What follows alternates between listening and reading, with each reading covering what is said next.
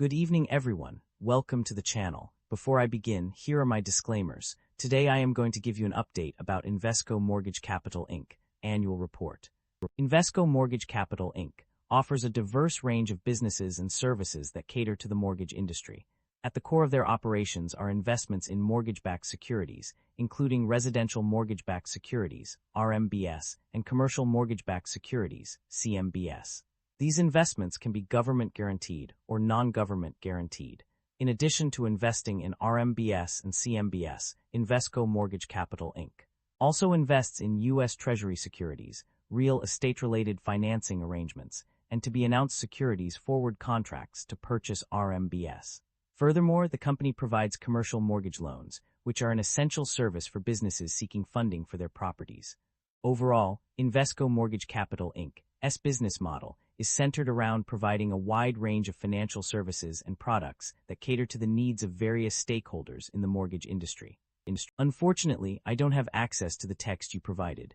However, I can still provide a general overview essay on what might cause an increase in stock price for Invesco Mortgage Capital Inc. The stock price of Invesco Mortgage Capital Inc. has increased slightly over the past year due to several factors. One key reason is the company's ability to generate consistent dividend income for its shareholders. As a mortgage real estate investment trust, MREIT, Invesco Mortgage Capital Inc. invests in and finances mortgages, which provides a steady stream of interest income. Another factor contributing to the increase in stock price is the company's efforts to improve its financial performance. By optimizing its portfolio and reducing costs, Invesco Mortgage Capital Inc. has been able to increase its net interest income and reduce its expenses. This improved financial performance has boosted investor confidence and led to an increase in the stock price. Additionally, changes in market conditions have also contributed to the increase in stock price. As interest rates have remained low, investors have become more attracted to MREITs like Invesco Mortgage Capital Inc., which offer a relatively high yield compared to other investment options. This increased demand for the company's shares has driven up its stock price. Overall, the combination of consistent dividend income, improved financial performance, and favorable market conditions has contributed to the slight increase in Invesco Mortgage Capital Inc.'s stock price over the past year. The income statement shows that the company revenue have been declining annually and operating income have not been increasing. This shows that the business is under pressure with rising cost and its management is unable to expand the business. The primary drivers of revenue growth or decline can be categorized into several key areas. Common drivers include interest rate volatility, spread risk, market conditions affecting interest rates and prepayment trends, availability and cost of financing, and creditworthiness of securities. These factors have a broad impact on the industry as a whole. Industry-specific drivers are also significant, particularly in the residential mortgage-backed securities, RMBS, and commercial mortgage-backed securities, CMBS, investments.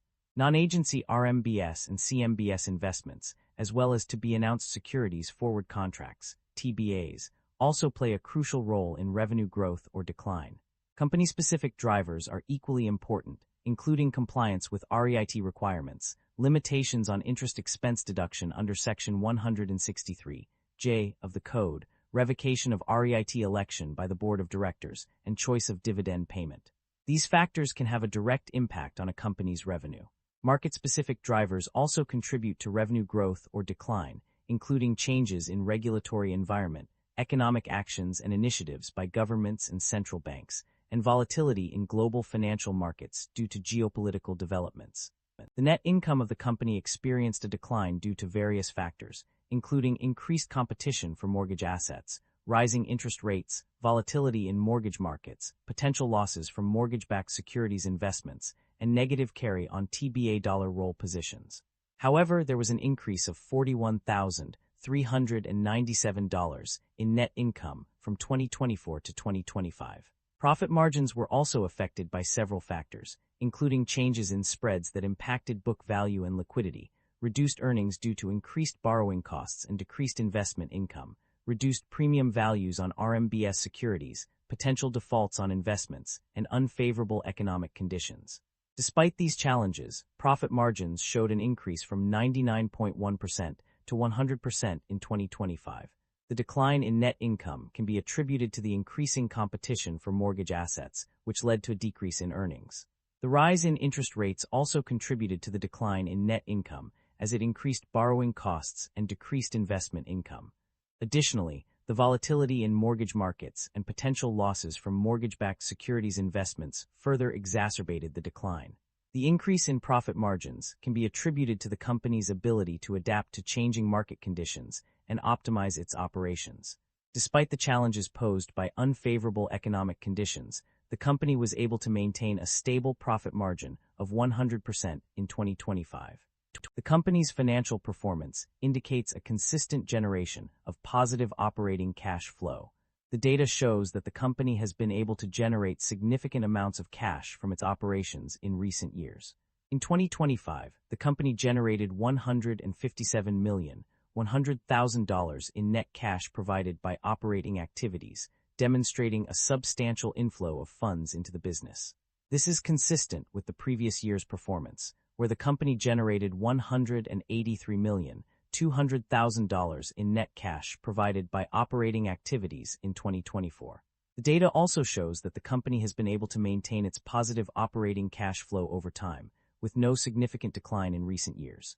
In fact, the company's operating cash flow has remained strong even in 2023, where it generated $237,787 in net cash provided by operating activities.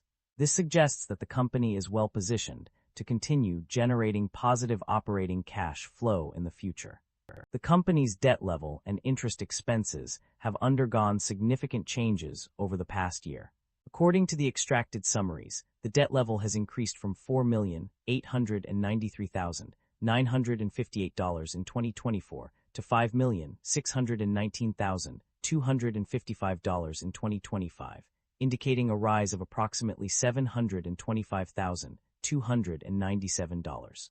This increase is evident across multiple pages, with some variations in the exact figures. In contrast, interest expenses have decreased significantly. The summaries show that interest expenses dropped from $249,719 in 2024 to $219,865 in 2025, representing a substantial decrease. Additionally, other pages indicate further decreases in interest expenses, including a drop of $29.9 million, 12%, from 2023 to 2024, and a reduction by $9,881 from 2024 - 2023. Overall, the data suggests that while the company's debt level has increased, its interest expenses have decreased significantly, indicating a potential shift in the company's financial strategy or market conditions. The company's management is optimistic about its outlook, expecting continued growth in net income driven by the recovery of its investment portfolio. The company aims to manage risk exposure through strategic investments in high-quality, mortgage-backed securities and U.S. Treasury securities, while utilizing hedging instruments to mitigate interest rate risk. By maintaining a level of liquidity that can meet any reasonably anticipated margin calls, management is confident in the company's ability to navigate potential economic risks. Management's strategy focuses on generating strong cash flows from operating activities, which will enable the company to continue investing in its portfolio and driving growth. The company's effective tax rate has been 0% for the past 2 years, indicating a favorable tax environment that will contribute to its bottom line. Overall, management is committed to managing risk and maximizing returns through a combination of investment selection, hedging instruments, and liquidity management. The company has made several acquisitions and divestitures in recent years. In terms of acquisitions, the company has purchased various types of mortgage-backed securities, including non-agency CMBS, non-agency RMBS, and residential and commercial mortgage loans. The company has also acquired other real estate-related investments. In addition to these purchases, the company has made specific acquisitions from Fannie Mae and Freddie Mac, including $200 billion in agency RMBS. Furthermore, the company has acquired new RMBS at similar yields to prepaid RMBS. On the divestiture side, the company has redeemed all outstanding shares of its Series B preferred stock for $106.2 million in December 2024. The company has also retired a significant number of shares of its Series C preferred stock, including 528 shares repurchased and retired in 2025, and 338,780 shares retired prior to redemption. The company's divestitures have resulted in the retirement of a substantial amount of preferred stock, reducing the company's liabilities. The acquisitions, on the other hand, have expanded the company's portfolio of mortgage-backed securities and other real estate-related investments.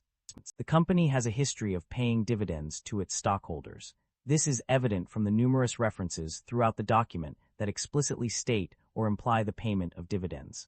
The company's objective is to provide attractive risk-adjusted returns to shareholders, primarily through dividends, and it has consistently met this goal. In addition to paying dividends, the company has also bought back shares. Specifically, it repurchased 352,528 shares of Series C preferred stock in 2025, with a total value of $106.9 million. This demonstrates the company's commitment to returning value to its shareholders through both dividend payments and share buybacks. The company's decision to pay dividends and buy back shares is likely driven by its status as a REIT, real estate investment trust, which requires it to distribute at least 90% of its taxable income to shareholders. By paying dividends and buying back shares, the company is able to meet this requirement while also providing value to its investors. That concludes the financial summary for Invesco Mortgage Capital Inc. Feel free to comment below, and I will be happy to answer them when possible.